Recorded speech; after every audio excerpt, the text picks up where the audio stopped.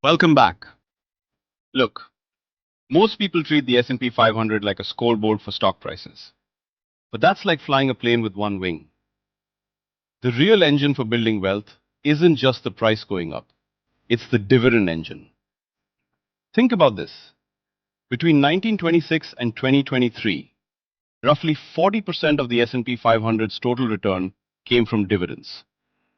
If you only watch the price, you're missing half the picture. Since 1960, a dollar invested in price alone would be worth about $180 today. But with dividends reinvested, it's worth over $2,000. That's a massive multiplication of wealth. The secret weapon here is DRIP, automatic reinvestment. It's a mechanical system that buys more shares for you without you having to make a single decision. It's actually most powerful during a crash because when prices are low, your dividends buy more shares at bargain prices. While everyone else is panicking, you're accumulating. The S&P 500 is structurally built for success because it filters for profitability. It's a portfolio of cash-generating machines that are much more stable than their stock prices. In 2008, prices cratered 57%, but dividends only dropped 21%. The best part? The most profitable strategy is the most boring. Do nothing. Avoid the fees, taxes, and theater of active trading. If you're patient for decades, you eventually reach financial independence, where your dividends cover your life and daily price swings just don't matter anymore. It's not genius, it's just arithmetic and discipline. I've broken the video down into two quick parts for you. First part is the recap. We'll give you a high-level summary of his main points so you can get the big picture right away. Second part, I'll play the actual soundtrack of Charlie's speech so you can hear it straight from the source. Let's go to the recap now. All right, let's get right into it. When you think about the S&P 500, what comes to mind? Probably a stock chart, right? Those jagged lines bouncing up and down all day long. But that chart, it's only showing you about half the story. Today, we're going to pull back the curtain on the hidden engine that powers a huge portion of the S&P 500's returns, what we're calling the dividend machine. And this quote from our source material absolutely nails it. I mean, just picture that for a second. Trying to fly a plane with one wing. It's not just a little wobbly, it's a complete misunderstanding of how the whole thing is supposed to work. For investors, that missing wing, well, that's dividends. And this leads us to what we can call the half-picture problem. It's this trap so many people fall into. You get so focused on the daily drama of price changes, the ups and downs, that you completely miss this other, massive, and frankly, more reliable source of building your wealth. So let's make this crystal clear. On one side, you've got price return. That's the number you see on the news every single night. It's just the change in the index's price. Simple. But on the other side, you have total return, and this is the number that matters. This is what you actually earn as an owner. It's the price change plus all those cash dividends you get, which then get reinvested. You know, the source material puts it perfectly with this line. Price is theater. It's exciting, it's dramatic, it's got a lot of noise. But total return, that's the quiet, methodical, almost boring process of actually accumulating wealth. One's a spectator sport, the other is the real game. So just how big of a deal is this part of the picture that we're missing? Well, this brings us to the invisible 40%. This is the power of what you don't see on that standard stock chart, but believe me, its impact is absolutely enormous. And here it is, the big number. Get this, from 1926 all the way to 2023, about 40% of the S&P 500's total return came directly from reinvested dividends. I'll say that again, not 5%, not 10%, an incredible 40%. So if you're ignoring dividends, you've been flying with one wing and missing out on nearly half of the index's historical power. Okay, now check out how this difference just explodes over time. If you invested a single dollar back in 1960 and only looked at the price, today it'd be worth about $180. Hey, not bad. But that same dollar, with dividends reinvested the whole time, it would be worth over $2,000. That is more than 10 times the result. The dividends didn't just give it a little boost, they completely changed the destination. And this right here is the ultimate proof.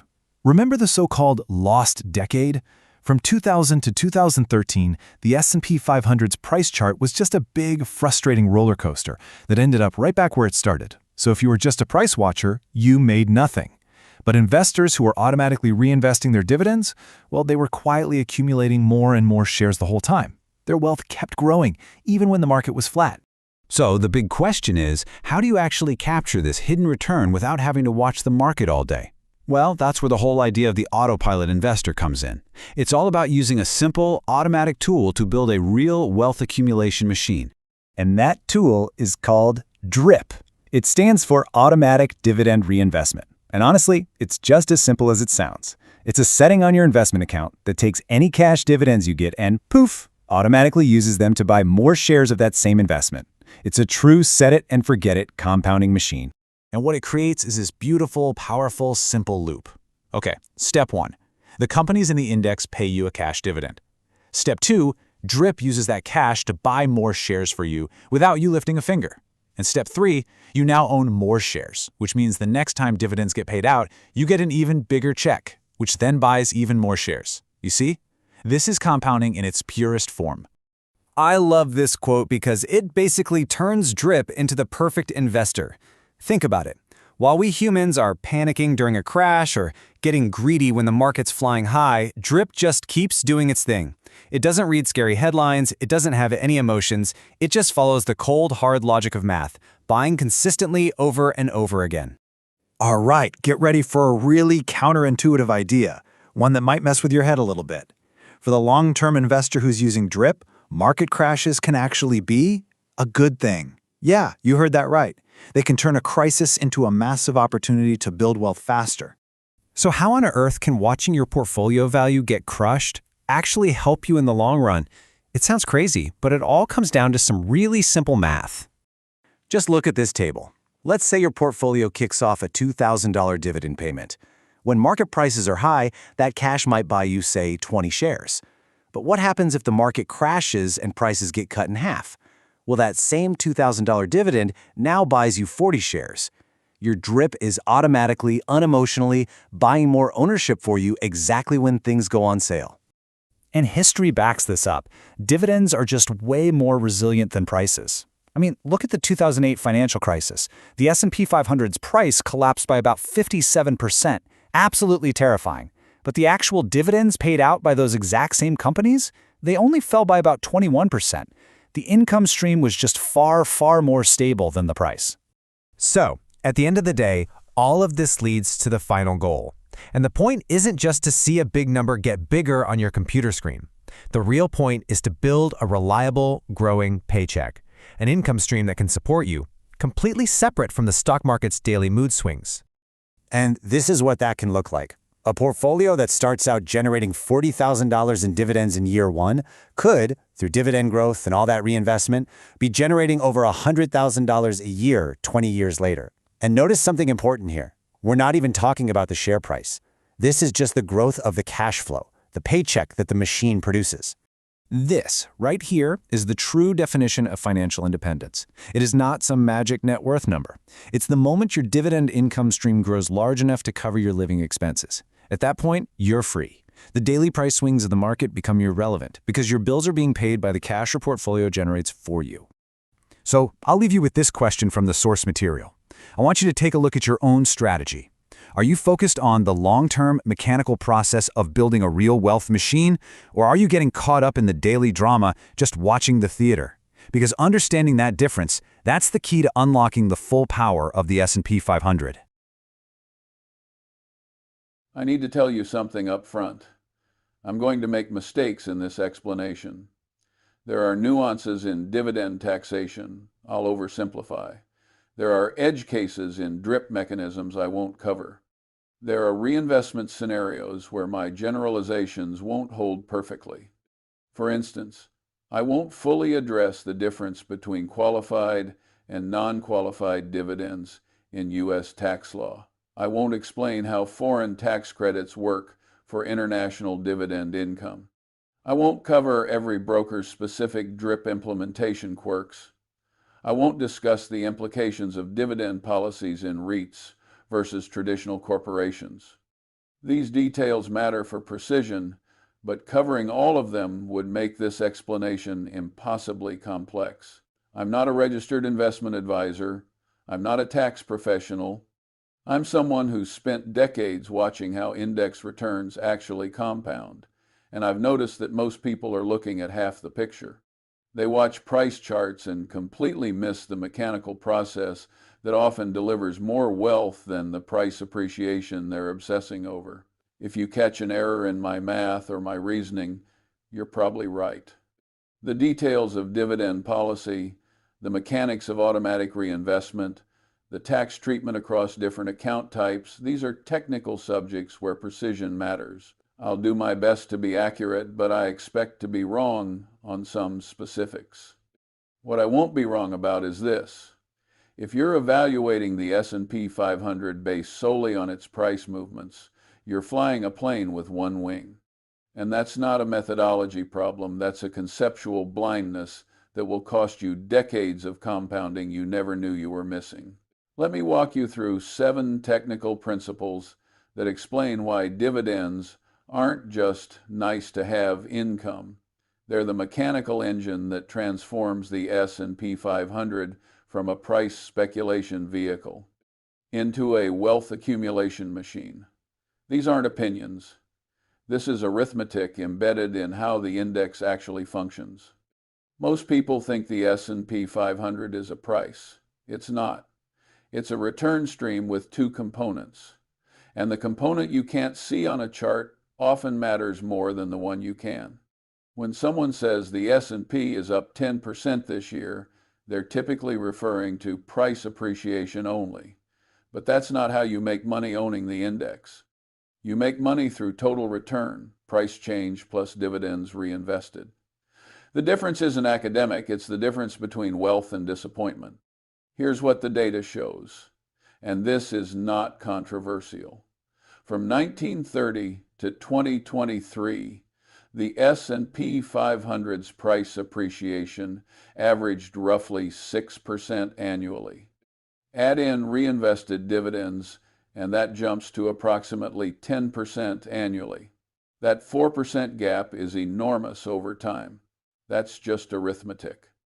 A dollar invested in 1,960 inches, the S&P 500 price alone would be worth about $180 today. That same dollar with dividends reinvested would be worth over $2,000. The dividend component didn't just help, it multiplied your outcome by more than 10x. That's not speculation, that's what happened. Let me give you more precision on this because the numbers are striking. Between 1,926 and 2023, approximately 40% of the S&P 500's total return came from dividends. Not 5%, not 10%, 40%. If you miss that component, you captured only 60% of the available return. You were operating with a fundamental handicap that compounded against you for decades. Think about what that means for someone who invested for 30 years.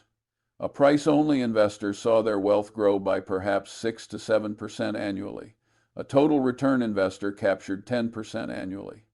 That difference, 3 to 4 percentage points, sounds small, but compound 3% annually over 30 years and you get 2.4x. Compound 4% and you get 3.2x. The dividend investor didn't just beat the price investor by a little. They beat them by 3, 0, 40% in terminal wealth. That's just math.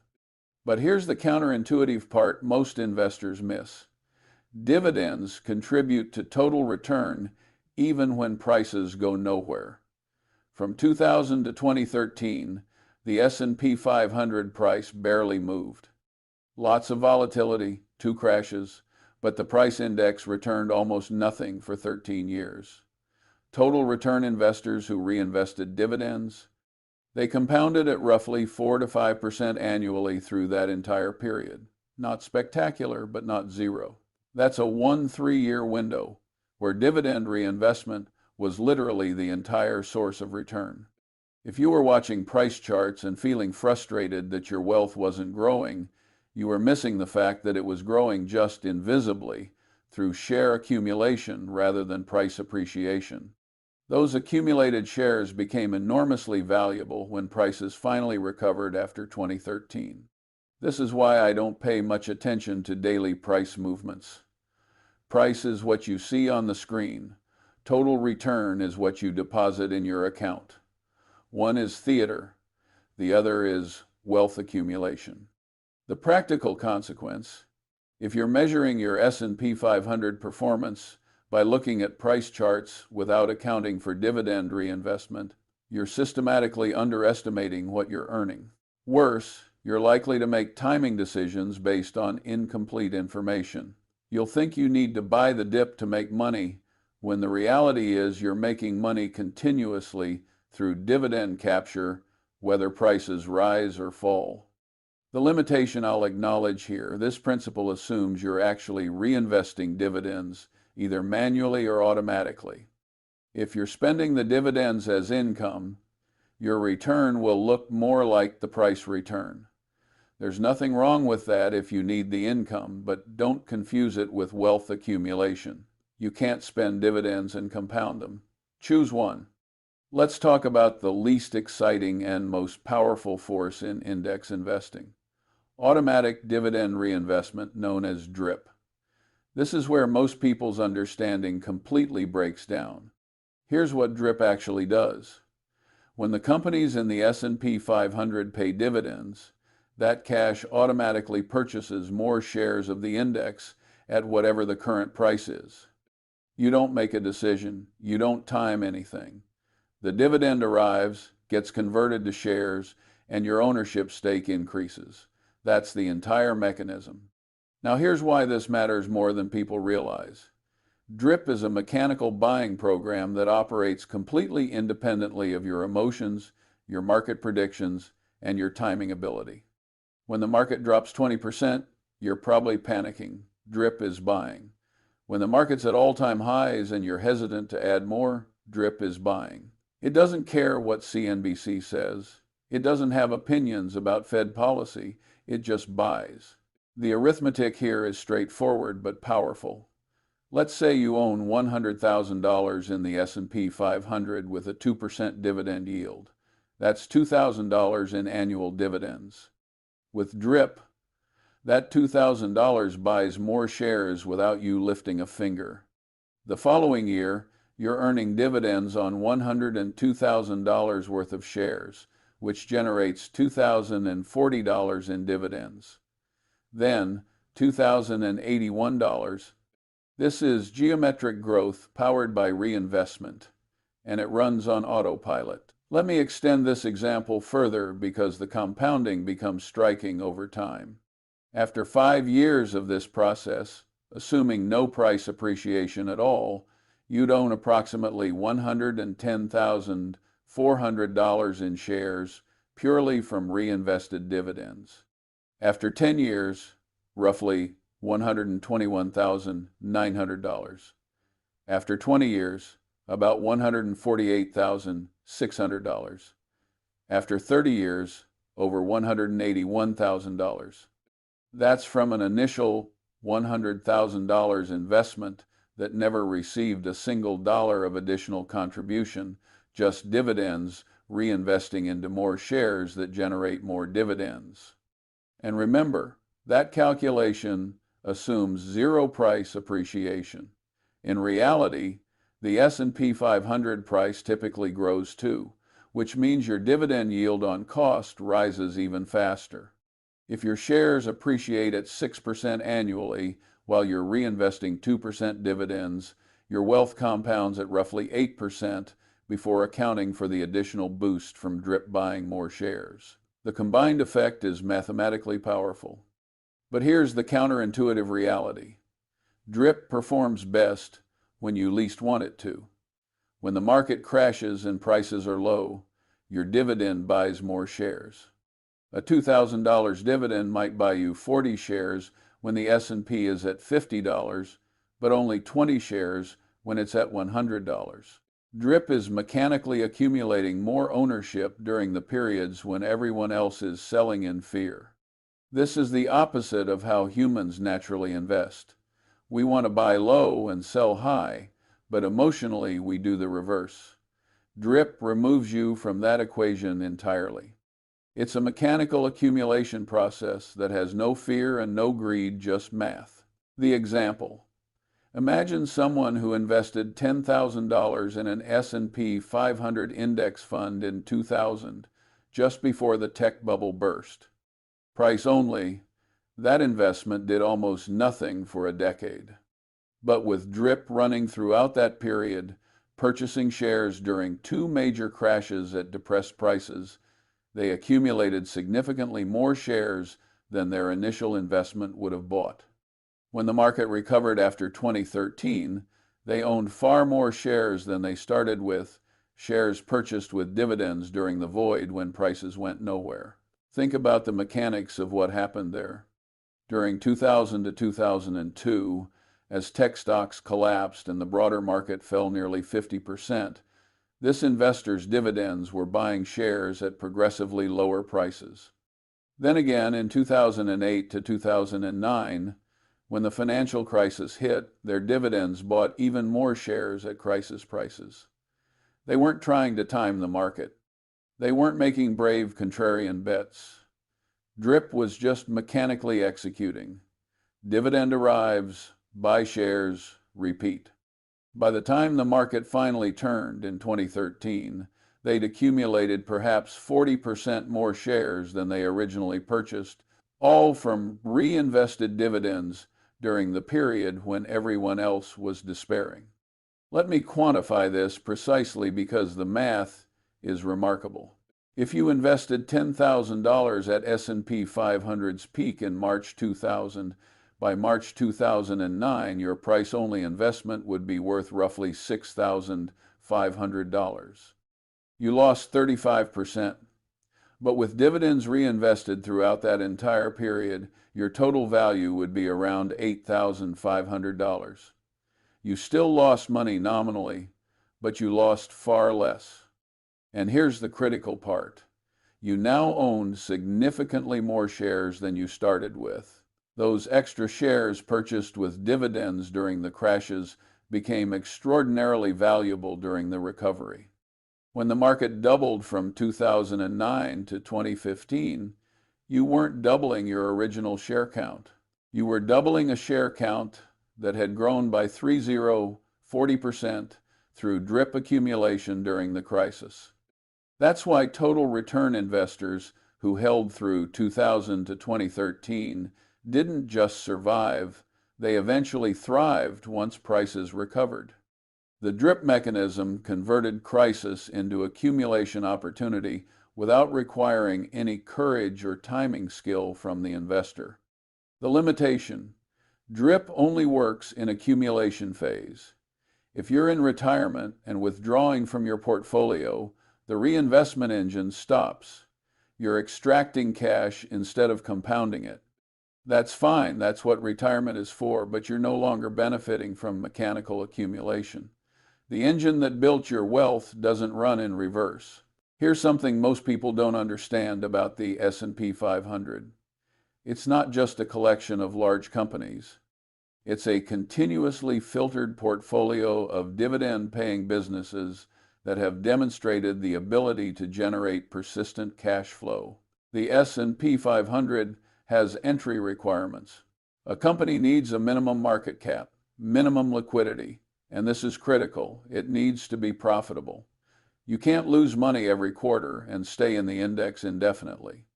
This isn't the NASDAQ 100 where speculative growth companies with zero earnings can persist.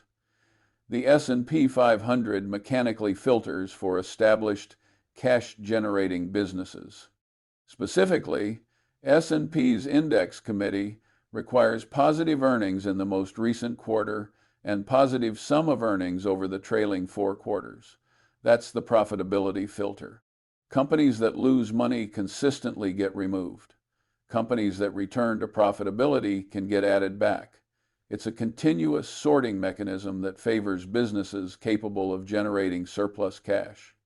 What does that mean for dividends? It means you're automatically invested in companies mature enough and profitable enough to return cash to shareholders. Not every company in the index pays dividends. Some growth companies retain all earnings, but the majority do, and collectively the index yields around 1.5 to 2% in most years. That's not accidental. That's structural. The counterintuitive part. This filtering mechanism means the S&P 500 is mechanically biased toward dividend sustainability. Companies that can't maintain profitability eventually get removed. Companies that grow into profitability and dividend payment get added. You're not picking dividend stocks. The index is mechanically selecting dividend-capable businesses for you through its reconstitution process. Here's the contrast. If you tried to build your own dividend portfolio, you'd face enormous selection risk. Which companies will maintain dividends through the next recession?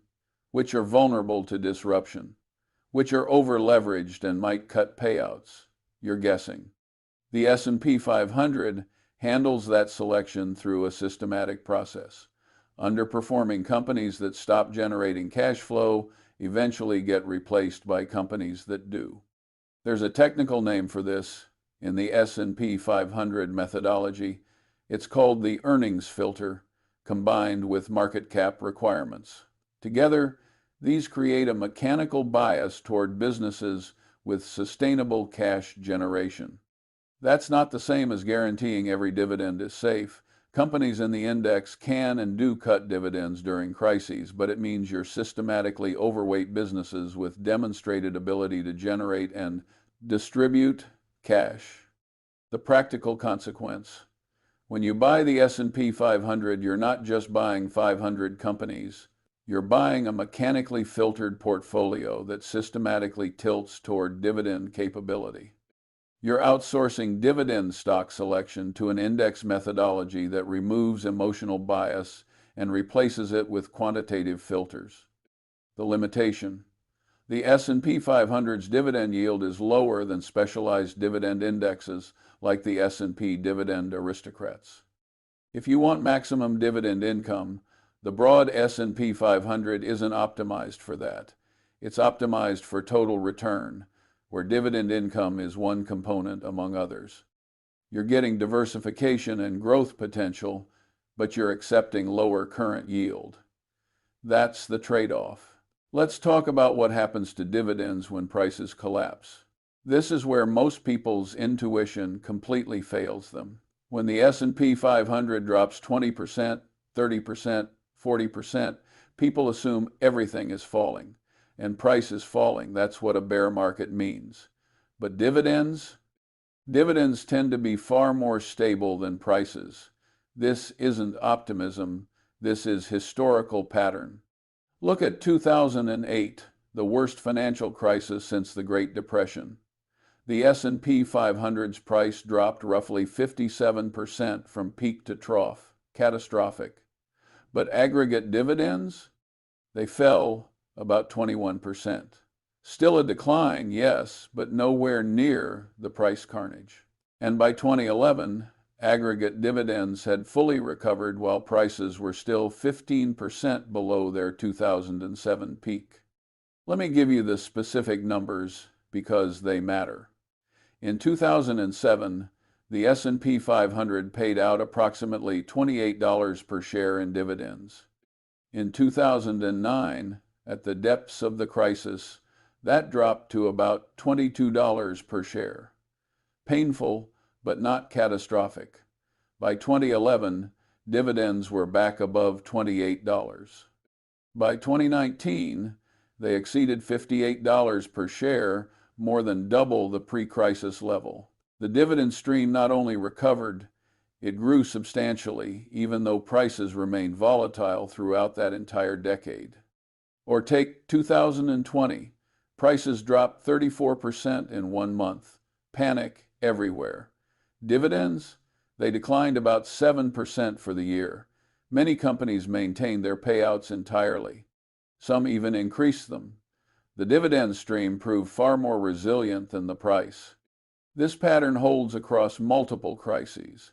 During the 2001 to 2002 tech bust, prices fell 49%, while dividends dropped only about 12%. During the 1973 to 1974 bear market, prices crashed over 48%, while dividends declined roughly 13%. The ratio is never perfect. Sometimes dividend cuts are steeper, sometimes shallower, but the pattern is consistent. Dividend income proves dramatically more stable than price during market dislocations. Here's why this matters. If you're living off dividends in retirement, you care about income stability, not price stability. A 50% price crash is terrifying on a brokerage statement, but if your dividend income only drops 15%, your actual cash flow remains largely intact. That's the difference between panic selling at the bottom and riding through the crisis. The arithmetic works like this. Companies pay dividends from earnings, not from stock prices. As long as businesses continue generating profit, they tend to maintain dividends even when their stock prices are getting destroyed. Stock price is a voting machine in the short run, driven by fear, momentum, narrative. Dividends are tied to actual cash flow. That makes them mechanically more stable. But here's the counterintuitive part. Dividend stability during crashes actually accelerates your drip accumulation. When prices are down 40% but dividends have only dropped 15%, your dividend buys far more shares than it did before the crash. You're mechanically accumulating ownership at depressed prices without making any timing decisions. The crash you're fearing is the exact environment where dividend reinvestment does its most powerful work. The practical example. Someone who retired in 2007 with $1 million in the S&P 500, generating $20,000 in annual dividends, would have watched their portfolio value crater to $430,000 by March 2009. Terrifying. But their dividend income? It dropped to maybe $16,000. Painful, but not catastrophic. If they didn't panic sell, their income stream recovered within a few years, and their portfolio value eventually exceeded $1 million again. Compare that to someone who sold everything in 2009 and waited for clarity. They locked in a permanent 57% loss. They stopped receiving dividends entirely. And when they finally got back in, if they ever did, they bought at far higher prices. The person who held on and collected dividends through the crisis ended up dramatically wealthier. The limitation. This principle assumes you're invested in an index of real businesses generating cash flow, not speculative assets paying unsustainable yields. Some high-yield instruments collapse entirely during crises. The S&P 500's dividend stream is resilient because it's diversified across 500 companies, many of which are essential businesses that continue operating through recessions. That's not the same as promising zero dividend cuts. It's recognizing that aggregate dividend declines are historically much smaller than price declines. Here's a technical principle that goes against everything the financial industry teaches. The best way to maximize your S&P 500 dividend income over decades is to do absolutely nothing. Most investors treat their portfolios like gardens that need constant tending. They rebalance, they tax loss harvest, they rotate sectors, they're active. And every bit of that activity, while sometimes justified, creates friction that reduces long-term dividend accumulation. Let me show you the arithmetic. Every time you sell shares to rebalance, you're triggering a taxable event in a taxable account. If you've held those shares for years, you've got embedded capital gains. That tax bill comes due. Then you buy something else, resetting your cost basis, which means less accumulated gain, compounding tax deferred inside your position. With drip running, you're not triggering these events. You're accumulating shares continuously, but you're not selling anything. No rebalancing trades, no tax bills.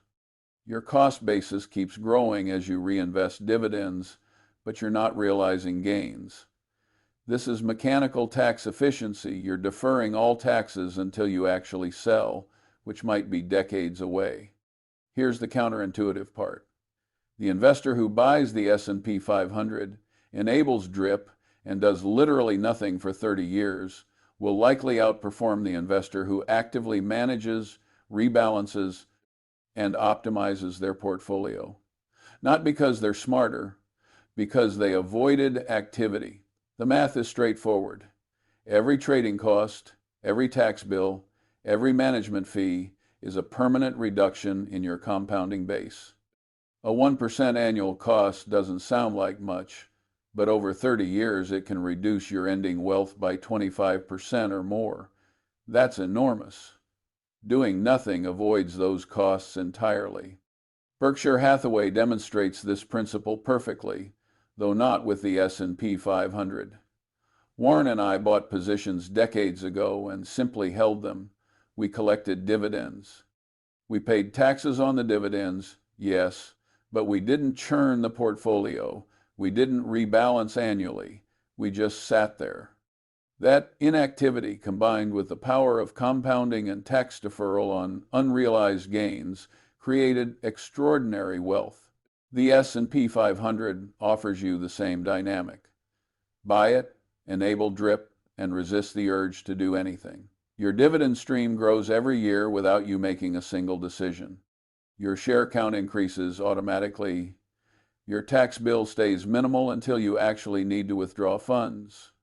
The practical consequence: if you're constantly adjusting your S&P 500 allocation, moving money between funds, trying to time dividend payments, you're creating activity that feels productive but is actually destructive. The most profitable strategy is often the most boring. Buy, drip, hold, ignore. The limitation: this principle assumes you're in a tax-advantaged account or can afford to hold for decades in a taxable account. If you need liquidity, if your circumstances change, if you're forced to sell, well, obviously you can't just hold forever. Life intervenes. But if your goal is pure wealth accumulation and you don't need the cash, doing nothing is mathematically superior to doing something in most cases. Let's talk about the hidden efficiency of DRIP that almost nobody calculates. It reinvests your dividends without charging you commissions, without bid-ask spreads, and with maximum tax efficiency in retirement accounts. When you receive a dividend payment and you want to reinvest it manually, you face friction. In a taxable account, the dividend is taxable income. Even if you immediately reinvest it, there's no avoiding that. But then you also face trading costs. If you're buying shares manually, you pay the spread. You might pay a commission if you're with the wrong broker. You're making a conscious trading decision, which means you're subject to emotional hesitation, timing, anxiety, and all the other psychological barriers that cause investors to hold cash instead of deploying it immediately. DRIP eliminates all of that. The dividend gets reinvested instantly, automatically, at net asset value with no spread, no commission, no decision fatigue. In a tax-advantaged account like an IRA or 401k, it happens completely tax-free until withdrawal. That efficiency compounds over decades into a meaningful difference in total shares accumulated. Here's the arithmetic.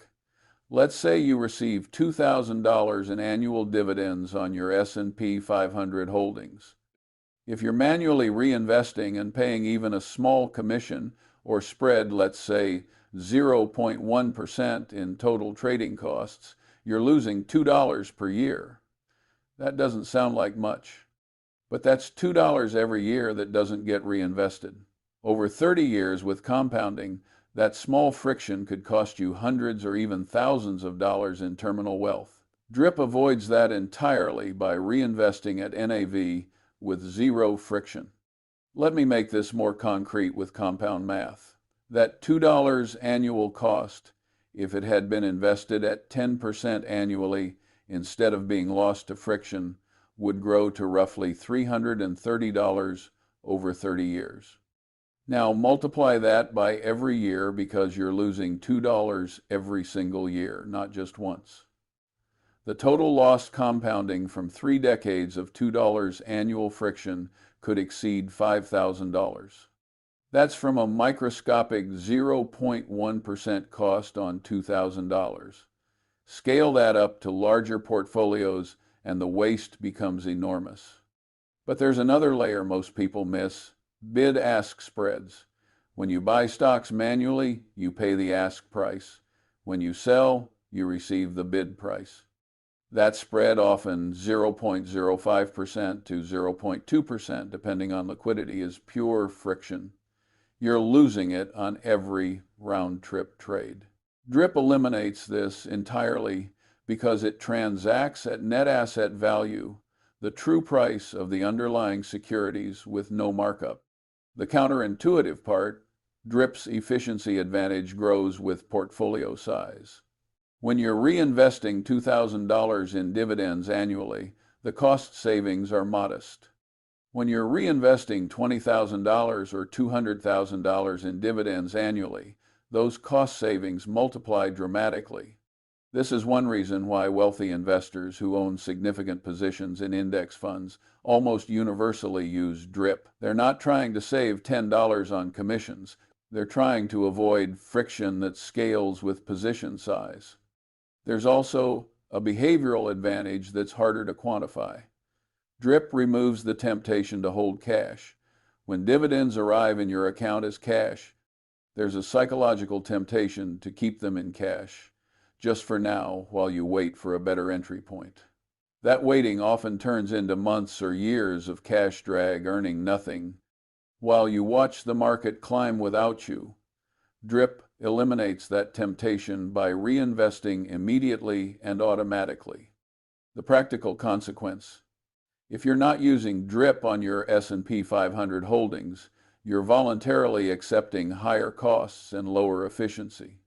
There's no strategic advantage to receiving dividends as cash and reinvesting manually unless you have a specific reason to time the reinvestment, which most people don't. Turn on DRIP and forget it exists. The limitation: DRIP locks you into automatic reinvestment, which means you lose control over tactical timing. If you genuinely believe the market is overvalued and you want to hold dividends as cash to deploy later at lower prices, DRIP prevents that. You're forced to buy at whatever price prevails when the dividend is paid. For most people, most of the time, that's fine. Timing is nearly impossible anyway. But if you're a sophisticated investor with strong market views, DRIP's automation might feel constraining. Here's the final technical principle, and it's the one that reshapes how you think about the S&P 500 entirely. At some point in your wealth accumulation journey, the dividend income stream becomes more valuable than the underlying share price. When you start investing, you care about price appreciation.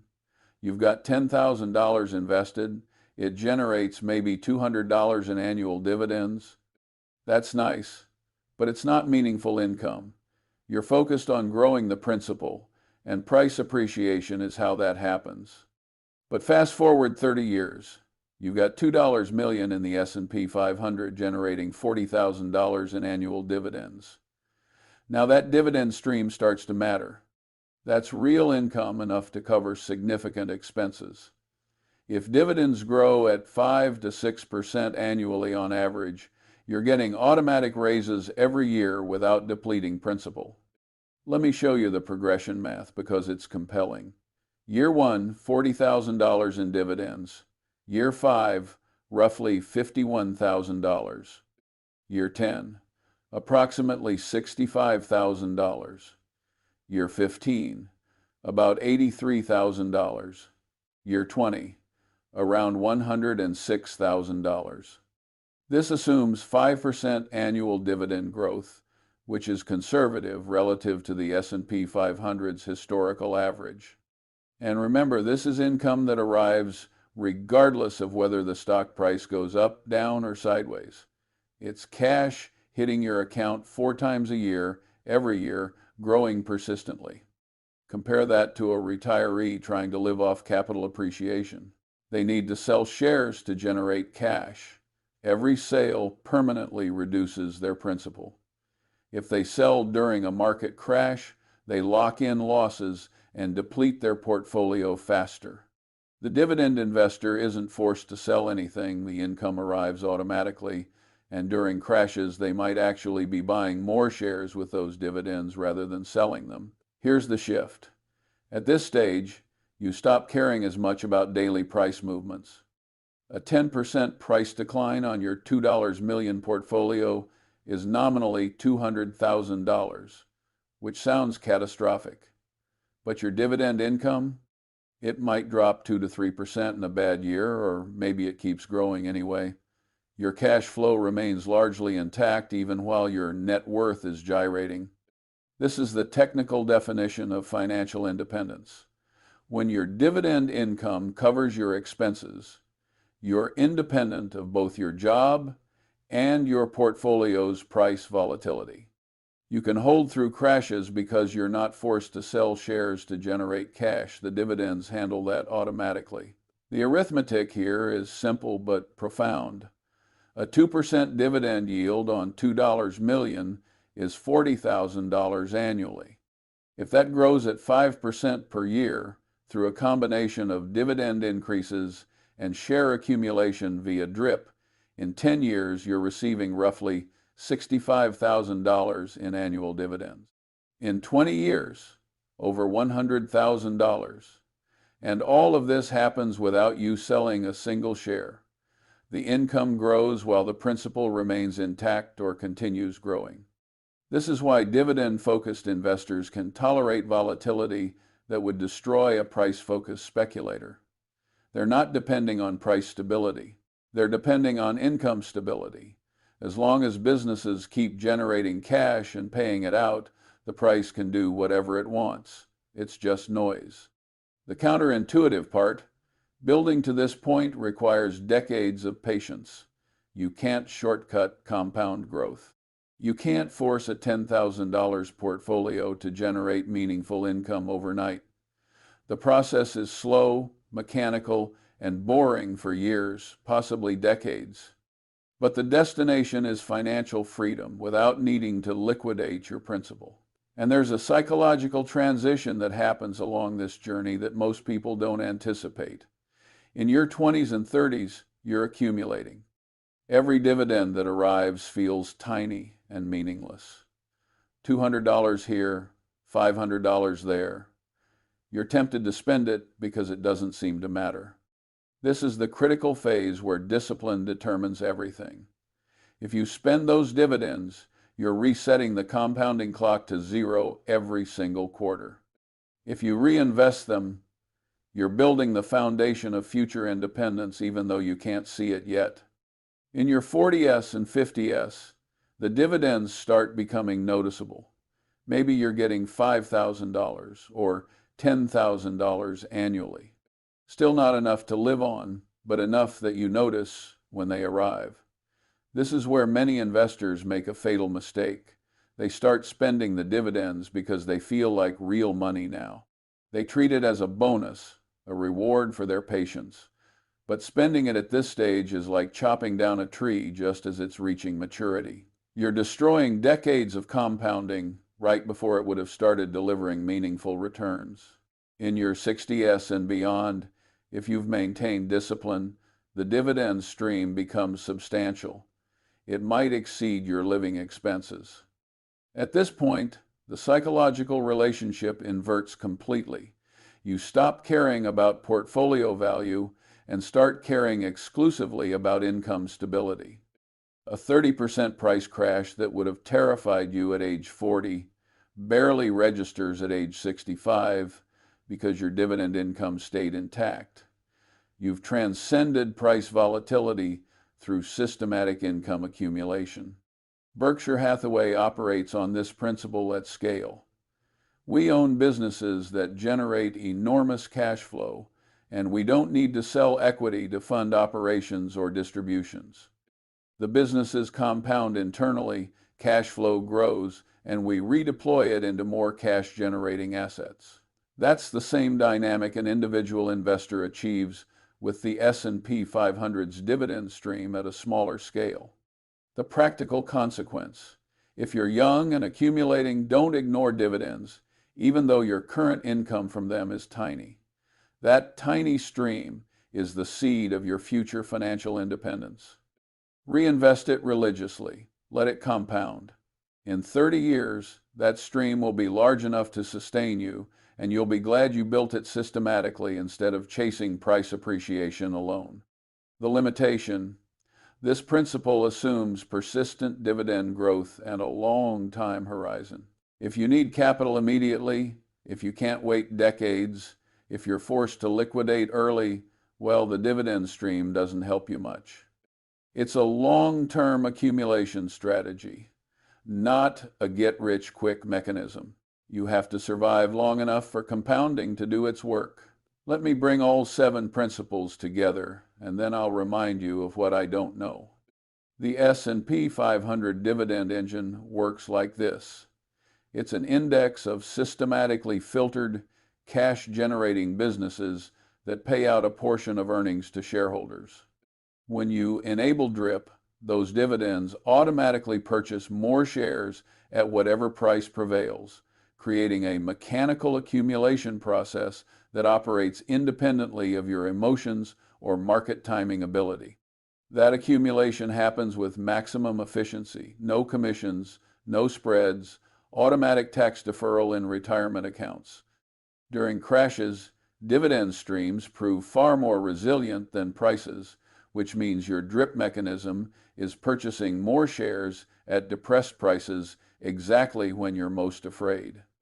Over decades, this process transforms a small initial investment into a substantial dividend-generating machine, where the income stream itself becomes your primary asset rather than the underlying share price. This isn't speculation. This is arithmetic embedded in how the index functions. The reason most investors don't benefit from it fully is because they're watching price charts instead of building dividend streams. They're chasing performance instead of enabling systematic accumulation. They're active when they should be passive. They're focused on capital gains when the real wealth is in compounding income. Now, let me remind you of the limitations. I've simplified dividend taxation. I haven't addressed all the edge cases in dividend cuts during severe recessions. I haven't discussed the risk of prolonged periods where dividend growth stalls entirely. I haven't covered the impact of inflation on real dividend purchasing power. These are real considerations, and my generalizations don't capture all of them perfectly. Specifically on taxation, qualified dividends in taxable accounts receive preferential treatment currently taxed at capital gains rates rather than ordinary income rates in the U.S. But that tax treatment could change. Rules vary by country. If you're an international investor, your dividend taxation might be drastically different from what I've described. I can't account for every jurisdiction's rules, and tax law changes over time. On dividend sustainability, I've shown historical patterns of dividend resilience, but there's no guarantee those patterns persist. A severe enough economic crisis could result in dividend cuts far exceeding anything we've seen historically. The Great Depression saw much steeper dividend reductions than 2008. If we experience a depression-level event, counting on dividend stability might be misplaced optimism. On inflation, I've talked about nominal dividend growth, but what matters in retirement is real purchasing power. If dividends grow 5% annually, but inflation runs 4% annually, your real income growth is only 1%. During the 1970s, inflation substantially exceeded dividend growth for extended periods, eroding real purchasing power. This could happen again. I also can't predict the future. Historical dividend resilience doesn't guarantee future resilience. The S&P 500's dividend yield could compress to 1% or expand to 3% depending on market dynamics I can't foresee. Companies could shift away from dividends toward buybacks, changing the mechanics I've described. Structural changes in the economy could alter which businesses succeed and how they return cash to shareholders. What I'm confident about is this: the principle of compounding income through reinvestment is mathematically robust. The advantage of automated accumulation over emotional decision-making is supported by decades of evidence. The mechanical filtering of the S&P 500 toward cash-generating businesses is embedded in its methodology. These aren't opinions, these are technical realities of how the system works. But applying them requires patience most people don't have. It requires accepting that you'll be bored for decades while everyone around you is trading, speculating, chasing hot stocks. It requires believing that systematic accumulation beats brilliant timing, even though timing feels smarter and more active. If you can embrace that, if you can enable drip and do nothing for 30 years, you'll build a dividend stream that eventually becomes financial independence. You won't get rich overnight. You won't beat the market. You'll just accumulate shares mechanically, collect growing income, and wake up decades later with wealth you built through arithmetic rather than genius. Most people won't do this. They'll keep watching price charts, trying to time the market, treating the S&P 500 like a speculation vehicle instead of an income machine. That's fine. That creates the opportunity for those who understand the mechanics to benefit from them without competition. But I warn you, there's no shortcut. There's no magic. There's just math, time, and the discipline to do boring things consistently while others are chasing excitement. If you can manage that, the S&P 500's dividend engine will do the rest.